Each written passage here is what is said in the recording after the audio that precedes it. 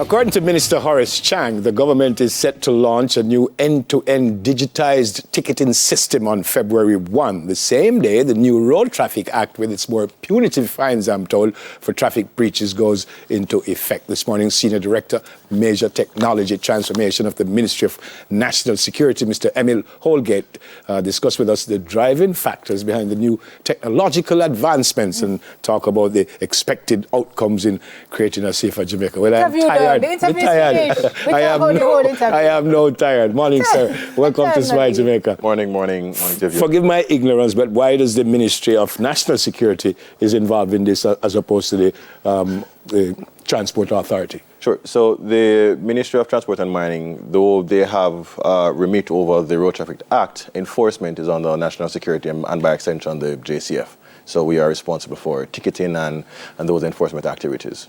How have we been doing there? For 2022, the JCF issued a history-making 720,000 tickets. I mean, that's just over 1 year. We're not particularly excited that they had reason to be issuing so many tickets, but what did it look like prior year?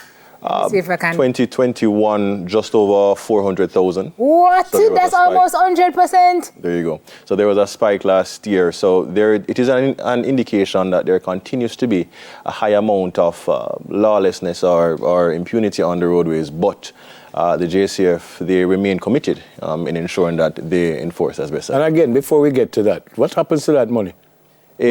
It goes into the consolidated fund to help build police stations, to help other activities in government. No, let's make a distinction. You issued 720. How many were actually followed through, collected on? About 70% would have actually been paid for, and the others would have been in court or simply unpaid. Yeah. This will help do what?